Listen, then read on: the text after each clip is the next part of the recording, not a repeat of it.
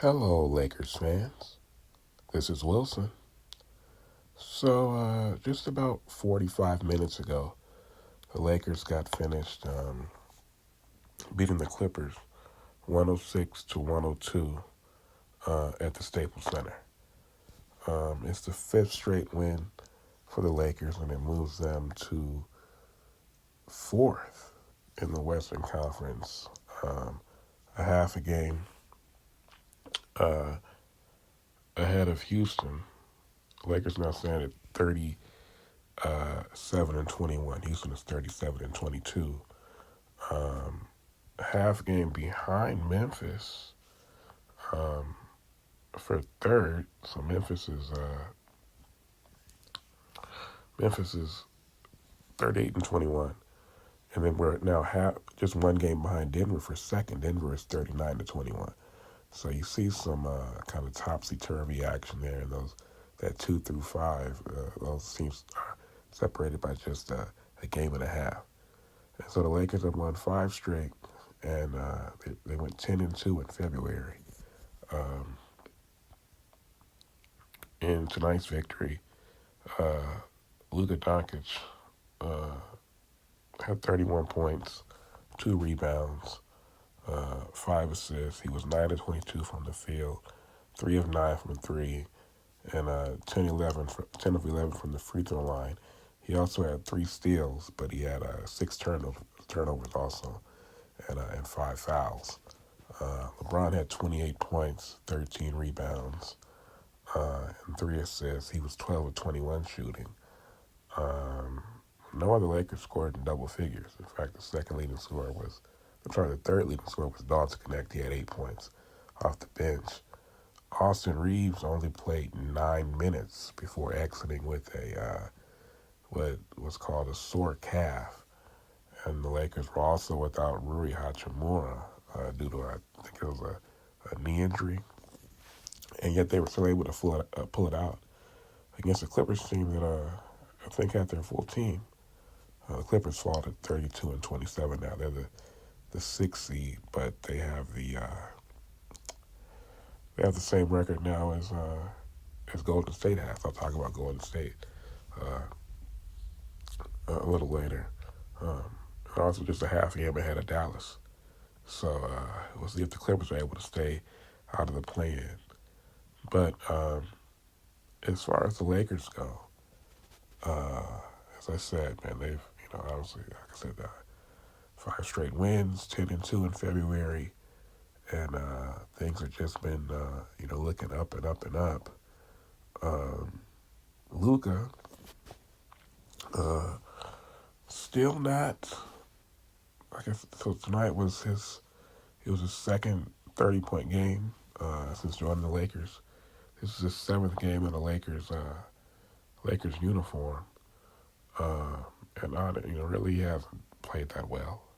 You know, his best game was the Denver game. Obviously, that was the breakout game, 32, 10, and 7. I forgot to mention that last night was tonight was his 26th birthday. Uh, so he played pretty well on his birthday. Still not great, His shot just isn't there yet. Um, Even in the Denver game, I mean, he shot 10 out of 22 and 4 out of 9 from three. Other than that, it's been pretty bad. So starting with his debut against Utah, it was 5 for 14, then 6 for 13, 5 for 18, 10 for 22, 6 for 17, 6 for 20, and 9 for 22. As I said last night. And overall, with the Lakers, he's shooting in 7 games, 37% from the field and only 24% from the 3-point line. So it's been pretty abysmal shooting. His floor game has been good, 8.6 rebounds, 6.4 assists. It wasn't as good last night, but he did have a triple-double against Dallas. And, that first game he played against Dallas. So overall, he really hasn't played that well.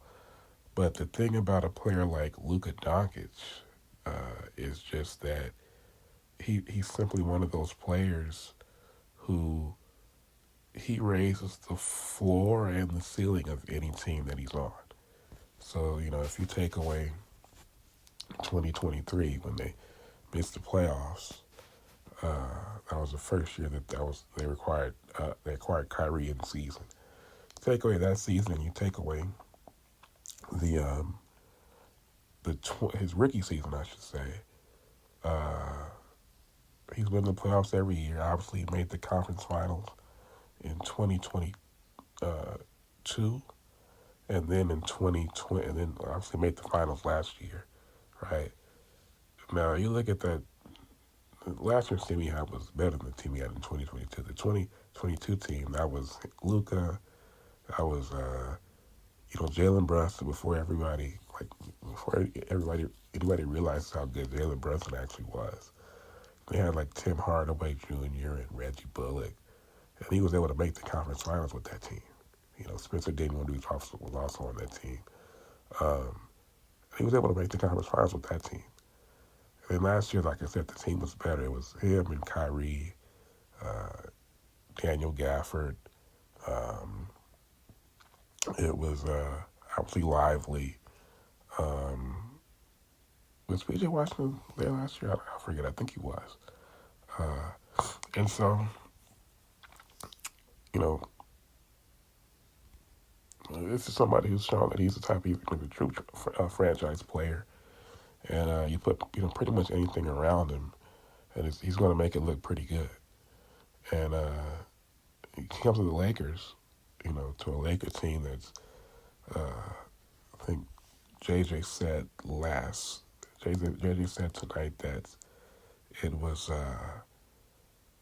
it started in January, I think he said, when the team really started to gel, and it's just kind of been, they've just kind of been in that rhythm ever since then.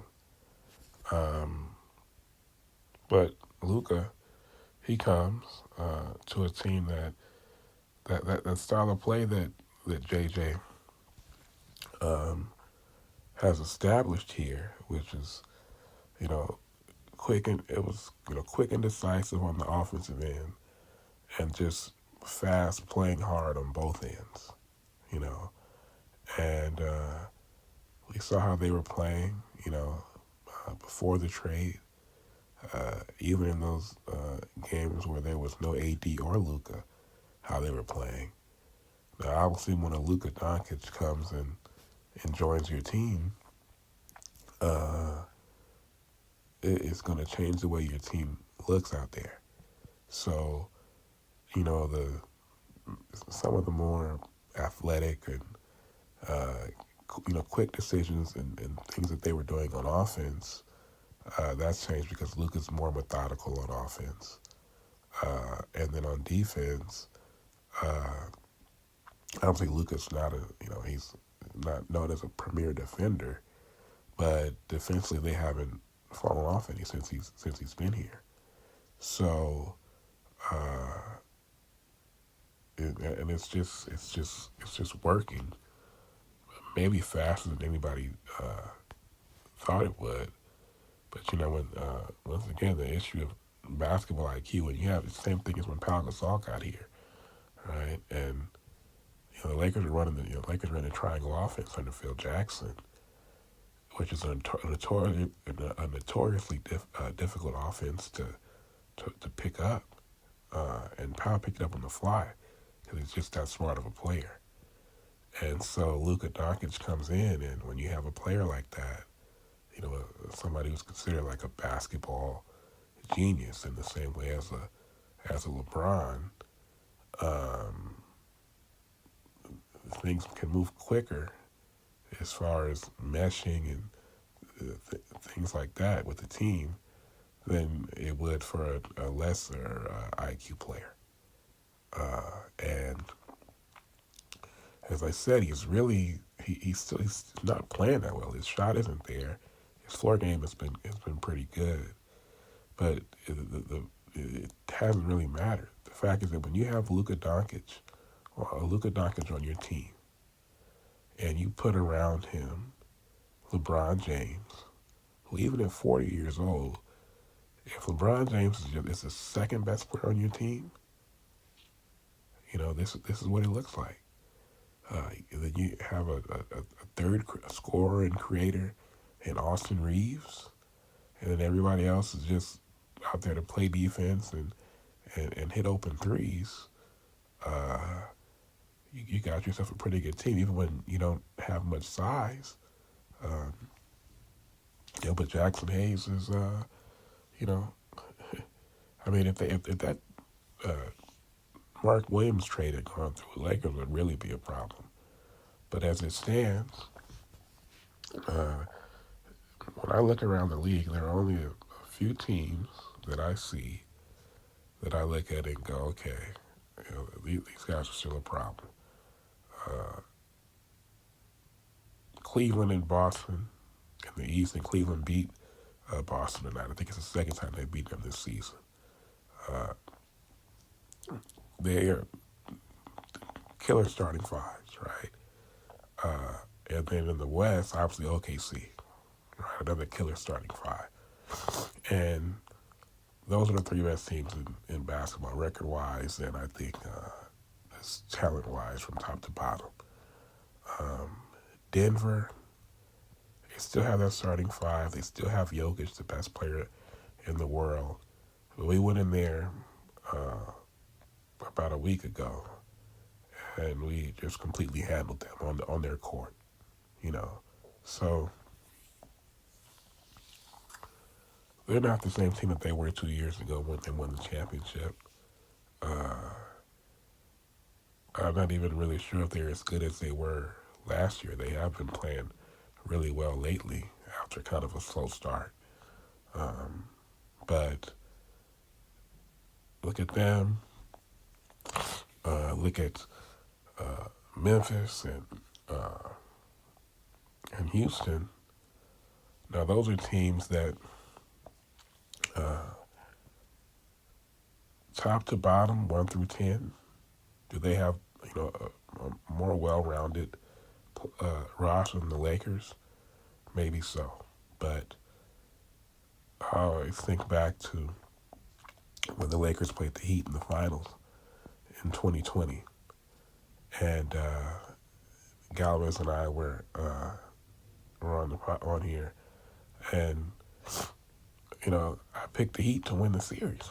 When we when we played them in the bubble in the finals, and Galvez was like, "What are you talking about? You picking the Miami Heat to win?"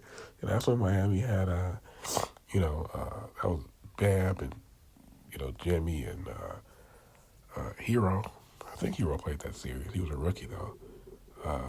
Duncan Robinson, some of the same, basically the same. Well, a lot of the same guys, minus Jimmy. And they had a little run there with that team, as we know. But I picked Miami to win because I just thought that they were better 1 through 10. At that time we had LeBron and AD, but the rest of the guys were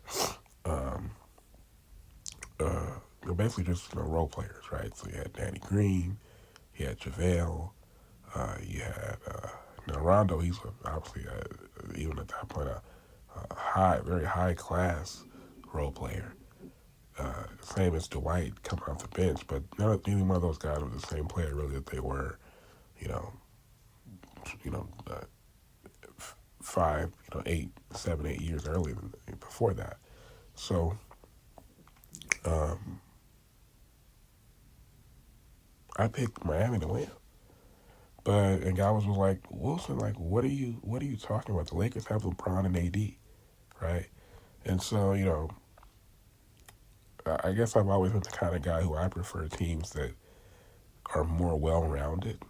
Like, I'd rather have 10, I remember Bill Simmons saying, 10 good players should always beat 2 great players. And he was talking about the Shaq-Kobe Lakers when he said that.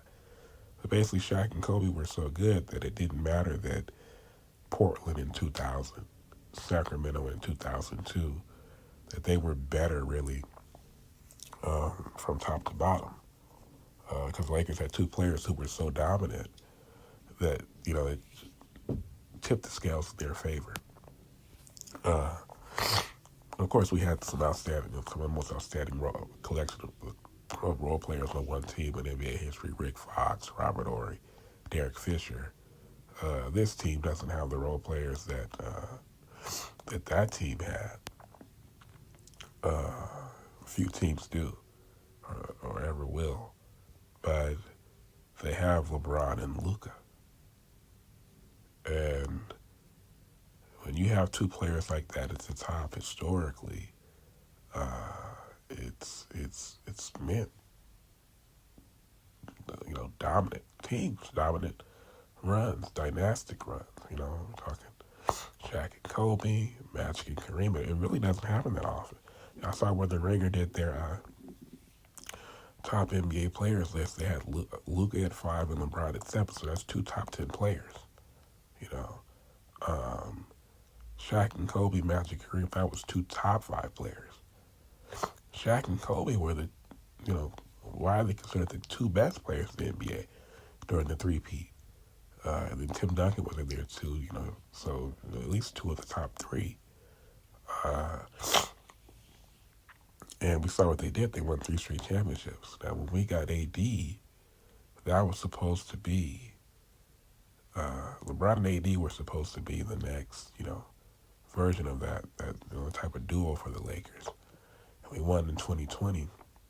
And then after that, with injuries and, some issues with roster construction, we were never able to get back to that level. We did make the conference finals in 2023. But you look at this team now with Luka at 26. It hasn't really even quite hit his prime yet. And still hasn't played through 7 games. As I said, he's not playing that well, really. But you put him on a team that has, even at 40 years old, LeBron James still such a marvelous player. And it's a team that has a chance to compete for a championship, dare I say. You take a head coach in J.J. Redick, who said, that he didn't sleep after the Portland game. He stayed up for 2 nights, basically, getting ready for the Denver game, getting ready for the Joker. And you saw what happened. We held the Joker to 11 points with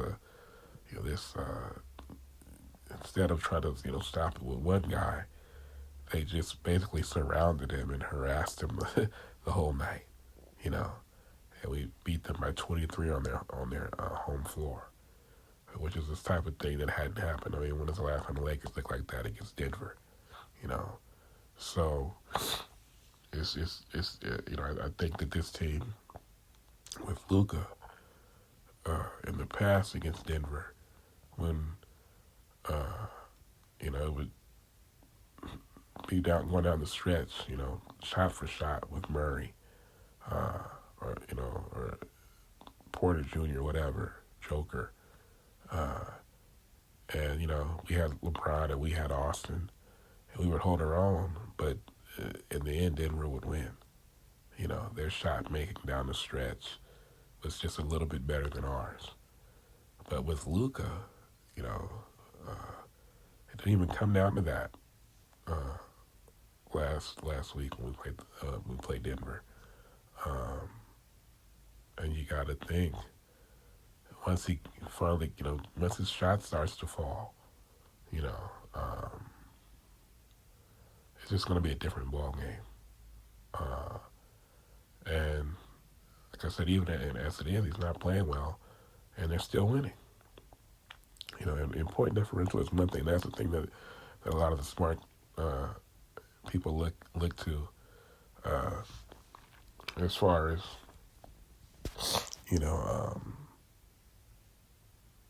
a telltale sign of who the best teams really are. And the Lakers' point differential, other than that first game against the Hornets, and then against Denver, Uh, it's been okay. It's been some close games, a couple losses, but um, it's more the eye test for me. The fact that they come out and it's just sort of casually, being in control of the game against teams that are either good, not that good, or even pretty good. Like a Dallas or like Minnesota uh, against tonight against the Clippers. You know, um, they're able to come out there and you can tell that these teams are outclassed against the Lakers in ways that they haven't been probably since 2020, and it's just it's very encouraging. And I think style wise, you saw some stuff like against Denver, when Luka, throwing the outlet pass to LeBron and uh, that lob. You see some other plays with the outlet passes to LeBron, uh, which in front of the home crowd, it really even on the road it goes crazy, but especially in front of the home crowd. And so I think that it's it's at times an exciting brand of basketball with Luka here. Uh, him running the floor with LeBron and hit LeBron for a lob or throwing an outlet pass. It's almost like magic running the floor and bring it up, running the fast break with James on the wing, dishing it to James, maybe dishing it to Byron, the Cooper loop to to uh, to Michael Cooper. Uh, and LeBron, the way LeBron throws it down, when LeBron goes up, he's going up hard with that tomahawk dunk. So it's it's the type of thing you go, ooh, you know. um, so that's how the Lakers are looking. Looking at the schedule, they got the Clippers coming up again on Sunday. Then it's the Pelicans, the Knicks, the Celtics, the Nets, the Bucks, the Nuggets, the Suns, the Spurs, the Nuggets again, the Bucks, the Bulls, the Magic, the Pacers, the Bulls, the Grizzlies, and then the Rockets. That's March. Then in April, it's the Warriors, the Pelicans, the Thunder, back-to-back, the Mavericks, the Rockets, and the Trailblazers. So the schedule is still daunting on paper, but not as daunting as it was before the trade, simply because we have Luka now. So we have a shot every night. We're still defending at a high level. And the offense, as I said, the ceiling has been raised on that end of the floor. At 37 and 21, they'd only have to go 13 and 11 to get to 50 wins. I think that should be the goal with a schedule like that from here on out. And as far as seeding goes,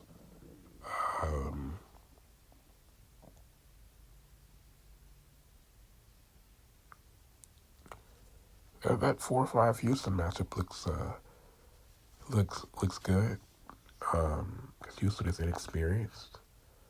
I don't think the Lakers could possibly. I don't think there's no way I don't think they're going to fall to 6th. So it's looking like they're going to be right there. But they could move up though. They could move up to 3rd or possibly even 2nd. A 3-6 against the Clippers. A 2-7 against maybe the Clippers or Golden State. Golden State.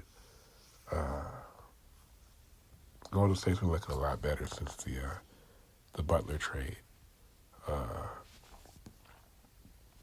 He I was gonna mention in regards to the Lakers how Golden State, when they had remember they won 67 games in 73 games. then 67 games, right, between 2015 and 2017. So the first 2 years were before Durant got there, and then the third year was with Durant. So that's 207 wins over 3 years, right? Um, so that's the way that they were playing every night to win, right? Now going back, uh, being a Laker fan all these years, I know what it's like when the Lakers have a team that is dominant, right? Because I've seen it. I saw the Shaq Kobe Lakers. I saw the Kobe Gasol Lakers, right? And those were teams that, so outside of 2000, we went 67 and 15. In 2009, we went 65 and 17. I'm pretty sure those were the only years that we won 60 games under Phil Jackson. And Phil Jackson coached the Lakers for, what was it, 9 years, I think? I think it was 9 years that, other than 2000, so I guess it was 10 years. So in 10 years, we only won 60 games twice, right? Because the goal was not to win a bunch of games during the regular season. It was just to make it to the playoffs with home court advantage and at least the first round. And then we go on our run. And so a lot of times in those years, the Lakers would come out and, I mean, we weren't giving our A game every single night because that wasn't the goal to give our A game every single night. The goal was, like I said, just to get to the playoffs healthy, and then we could turn it up a notch. And so this Lakers team, watching them, that's the vibe I'm getting, right? They're not playing their A game necessarily every single night, but they're still winning because they're good enough to win, and that's a good sign. That's a sign that the Lakers are are uh, are a dominant team.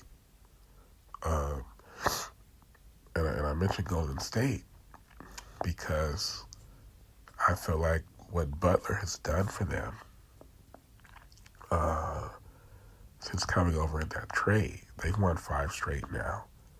I think they're 6-1 with Jimmy. Curry had 56 points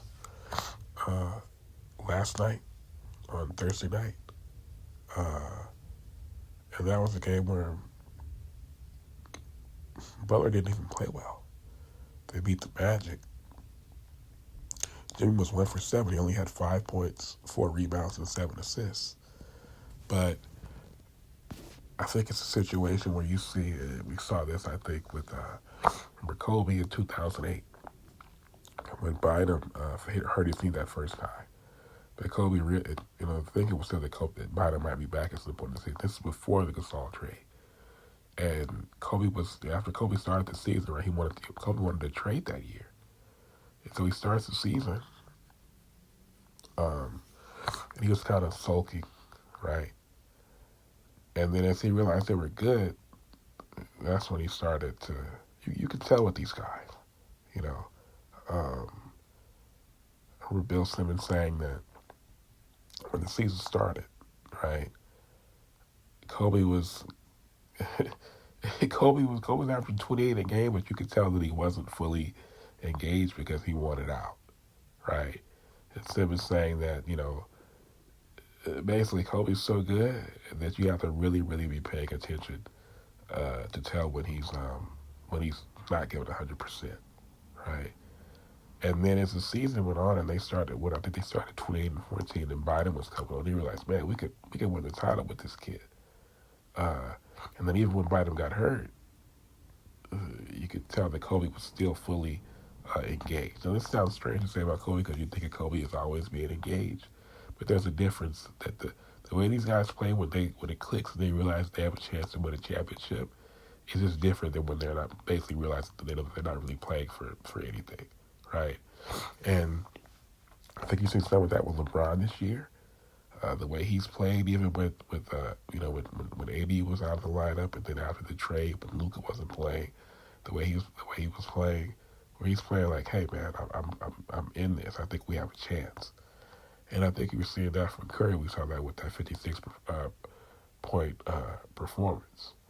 You know that he's all in. He's locked in because he realized, hey, I got a guy now. I got a dude with me again, and we got a shot. I think he thinks they have a shot. Uh, and I think what Jimmy brings to them is he brings a certain um, maturity, like they're grown up again. You know, when they're winning all those games, like I said, and winning those championships, they're a grown up team. You know, and then they draft Kuminga, they draft Moody. Jordan Poole, obviously he was a young guy. They trade for Andrew Wiggins.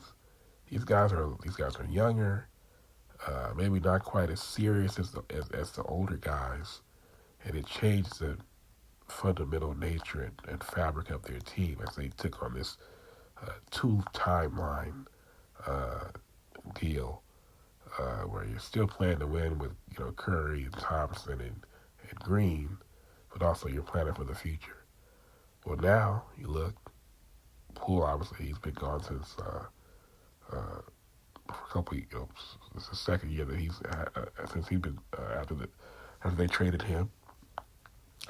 Now after they traded Wiggins at the trade deadline, and Kuminga's been hurt for like the past month plus, I think. And you look at them right now, and they just seem way more, like I said, mature and grown up like they were before when they were winning championships. And I think that I actually kind of worry for them that when Kuminga comes back, even though Kuminga's a good player, I think there's a reason that uh, that Steve Kerr kind of used to bug me. It was like, why doesn't Kerr just play Kuminga 35 minutes a game? But it's probably because Kuminga doesn't have that same, you know, mentality of the Currys and the Draymonds and those guys, to where Curry feels like he deserves that type of role, you know. Um, and so, but with Jimmy there, I almost kind of worry that Kuminga will come back and kind of take away from this little not quite a run. It's only been 5-6 games, but just the way they're looking right now. Um, but we'll have to see what happens. You know, I think they look good right now.